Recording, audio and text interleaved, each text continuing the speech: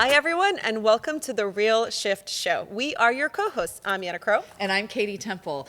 And if you're curious out there how you can scale a business from $0 to $335 million in 6 years, we have the answer for you. Joining us today is the co-founder of Angel City FC, a professional soccer team in the NWSL. Awards include Sports Business Journal, Sports Team of the Year, ESPN's Humanitarian Team of the Year, plus Fast Company's Most Innovative Team of the Year. So there is a lot there that we're going to cover. Julie Uhrman, we're so happy to have you. Thank you for having me. This is great. So let's start from the very beginning. You and Natalie Portman, who's an actor and director, and Kara Norton, who's a technology venture capitalist, get together, all female founders, in 2019. And then what happens? The three of us came together to bring a professional women's soccer team to LA, which actually sounds as crazy as it was. In 2019, there was a general narrative that nobody watched women's sports. The National Women's Soccer League, which was the professional league in the US, it was its third iteration of professional league. And at that point, there was a feeling that the league might fold again. There just wasn't enough financial support, sponsor support, broadcast support. And we thought about bringing a women's professional team to Los Angeles, where there was already 11 professional sports teams. So all of that sounds crazy, and then add to the fact that you had three women that have never worked in sports before. So, what gave us the confidence that we could do that? So, what gave you the confidence? Great lead up. Yeah. Well, it was a couple of things. One, it was an interesting time in the world back in 2019. You had the Me Too movement happening in Hollywood. Natalie, famously, when she was announcing the Best Director award, she said, "And here are the all-male nominees." Really shining a light on the fact that women weren't nominated. In the sports world, you were also having a massive movement around Time's Up, where the U.S. women's national team embarked on a lawsuit against U.S. soccer for pay equity. So it was this really interesting moment in time where people were talking about equity for women in areas that they were excelling but weren't given opportunity or weren't getting paid the same as men. In the summer of 2019, the U.S. women's national team won the World Cup, and all of those players play in the National Women's Soccer League. To us, it was obvious. You have the best players in the world play in the United States. You have the best sports city in the world, Los Angeles. And we know that when the U.S. women's national team traveled to LA, they got 15,000, 18,000 fans to a game. So if we could build a product that was deserving of these players, but also leverage our platform for something bigger than sport, and for us that was equity, we felt that those would be the winning combination to be successful here. And the two extra things that you did to set yourself apart is, number one, out of the gate, 10% of your sponsorship money goes to the community.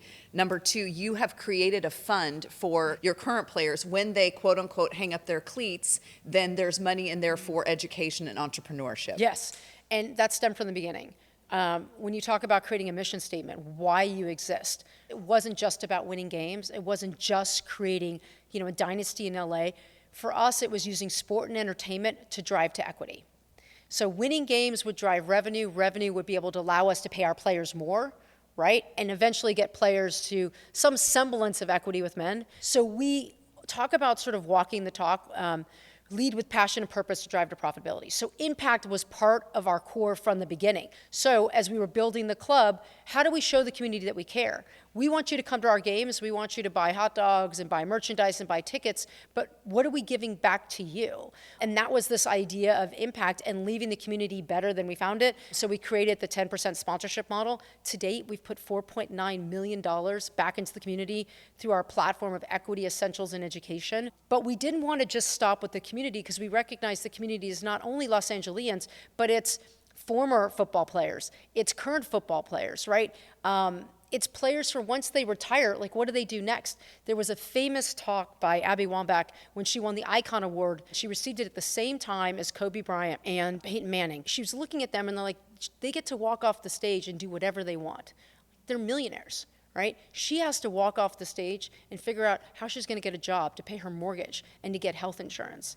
And that just feels so wrong when she's receiving the exact same award for changing the game as much as they did. So for us, it was, how do we do better? And so as part of our 10% program with a number of our partners, we created the Player 22 Fund. It was a grant system where we could help former players with their education or entrepreneurial efforts. We put $425,000 into that to date through programs of Angel City, selling merch, and with our sponsors, to really, again, leave the game better than how we found it. That is so powerful. And, you gave us some really good numbers, right? So you said less than 3% media coverage, is that correct? But then shifting that into giving away more than $4.9 million.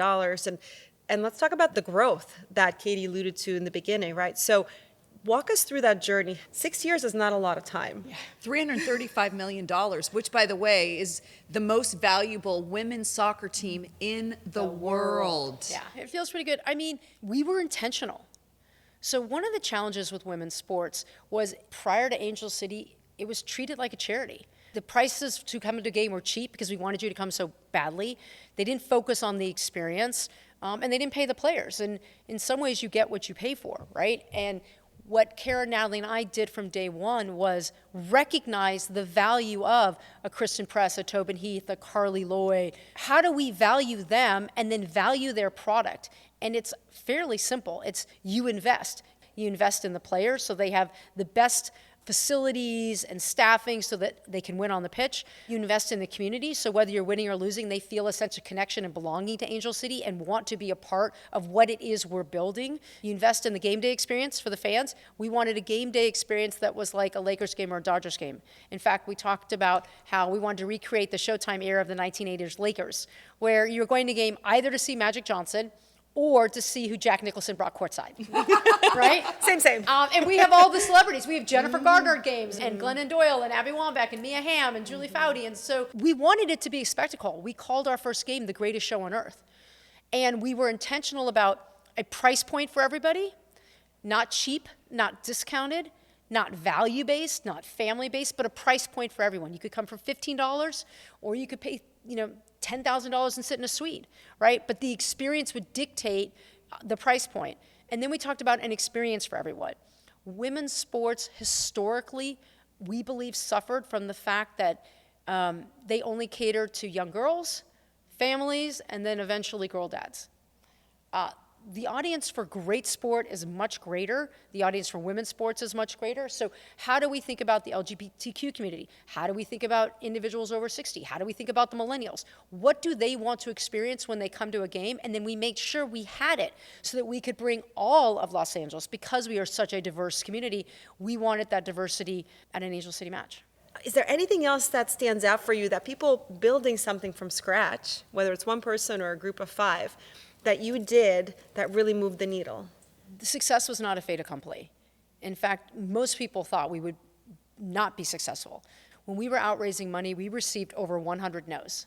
100 no's. 100 no's. And for all of those reasons, the other reason we received no's, which is interesting, was they didn't understand if we were a charity or a sports team. And what we kept saying is, no, we're a platform.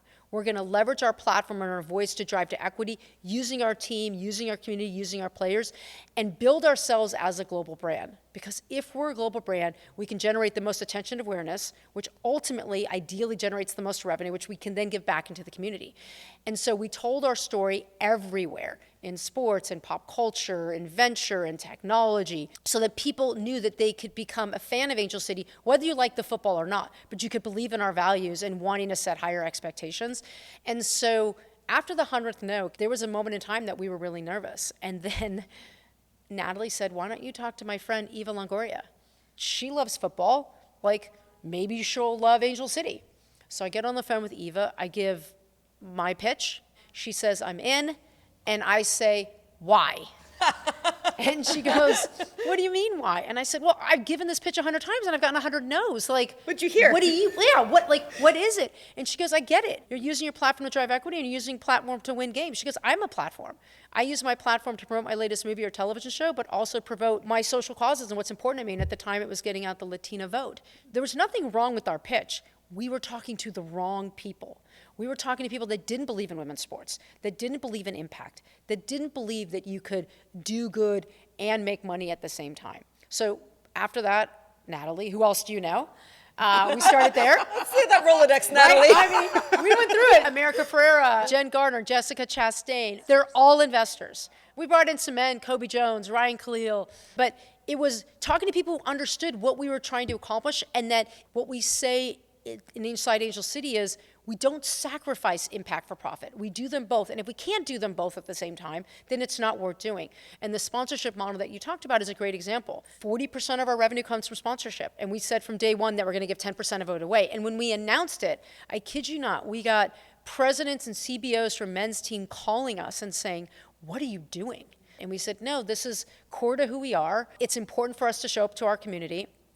And actually what it did was it became a differentiator that at the end of the day has helped us generate more revenue than if we just did a traditional sponsorship. How surprised are you, if at all, that this trifecta of you and Natalie and Kara has been so successful? We really leveraged each other's strengths. It's hard when people come together. There's three of us, right? So there's an expectation that everybody carries a third of the work. And that's not reality. In fact, when you do that, you'll fail because we all have different strengths. We all work differently, and our impact is different. And so we were really thoughtful about like what our strengths were and how and when to use each other. It created a great partnership where we could trust each other, because if I'm only giving you what I know you're great at, I can focus on something else. And I think the part that's unique is that Natalie and I didn't know each other, and Kara and I had a massive like mutual respect for each other, but never actually worked together. The three of us coming together without a history of working together was interesting, but aligning right away on that mission, using sport and entertainment to drive equity. As long as we did that each time, then, we continued to build trust. People always talk about our cap table, right? I mentioned a couple of their names. We have 100 investors. And how do you manage them? I'm like, it was easy because they came for the right reasons. And because so many of them were public figures, it was really important to me that we never did anything to hurt their brand, because they didn't know me. They didn't know if we were going to be successful. They just thought this was cool and they would help, right? So I think we took that really seriously, and also made us live our values and do what we said, because I never wanted anything to reflect negatively on Natalie or Eva or Jen, who, didn't know us, but put their brand and their reputation on the line for us. We were really intentional about not talking about legacy when we started, but knowing that if we were successful, we are leaving a legacy behind. And 6.5 years later, and being the most valuable women's football club in the world, going from a $2 million expansion fee to Sportico valuing us at $335 million, that's a legacy in itself, because women's sports has fundamentally changed. We play at BMO Stadium, we sell it out, 22,000 fans. We are fundamentally changing the lives of young girls and young boys. There are as many boys lined up to get signatures at the end of the game as there are girls. I have a 14-year-old son, Charlie, and when we launched it, our first season, he was down in the line at the end of the first game with his pen, wanting his jersey signed. I was like, Charlie, what are you doing? And he's like, oh, Mom, I want to get Danny Weatherholt to sign it, and Nellie Riley to sign it. And I said, well, I can just take your kit to practice tomorrow, and they can sign it. I know people. Yeah. And he's like, no, I want them to sign it, and I want to tell them how incredible they are. That was a defining moment. My nephew's in LA, he's 14, and he and his sister go, and he loves it as well. Yes, good. So 6.5 years later, $335 million. What belief have you had to change in order to adjust to the growth? Well, first, it's not allowing other people's opinions and expectations to define you. If we listened to other people, Angel City would not be what it is today. Nobody thought we could sell out a stadium. Nobody thinks that we could have given 10% to the community when we're not making any money. And by the way, majority of sports teams lose money. You're losing money and you're giving more money away. It doesn't compute normally. So if we allowed other people to define us, we would not be successful. We were just very clear and believed what was possible and didn't allow anyone to get in our way. Talk about the 100 no's. For a lot of people, getting 1 no, 2 no's, 10 no's might be the max before they shift their strategy, goal, give up. You had 100 no's. Yeah. Let's break down the word no for a second. Right? It's so much easier to say no than say yes. When someone says no, they're not being strategic, they're not being creative, they're not becoming a partner of yours, right? They're just like, I'm just saying no, and I don't have to think about it anymore, and I can move on. When you say yes, a lot of work goes behind a yes, right? What's the strategy? What's the vision? Who are the people? How are we going to make this happen? Now I'm invested. Now my brand is associated with this. Now, like my reputation is associated with this, right? So it's much harder to say yes. And what we learned from the 100 No's truly was we were just talking to the wrong people. There's always changes and additions, and you have to know your audience, and you have to present it in the right way to the person that's in the room, certainly. But just because you got a no doesn't mean your idea is wrong. You really have to fundamentally think, am I talking to somebody who is willing to say yes? In hindsight, we talked to tons of people that were never going to say yes in the first place. And that's hard because when you're starting something new or you're raising money, you want to get into any room you possibly can get into because it's hard to raise money. You'd rather talk to 100 people and get one person to say yes than talk to 10. But you have to know that, in those 100 rooms, 90% of them are people that will never say yes. So either you use that as an opportunity to grow and learn. So when they say no, you ask them right away, why?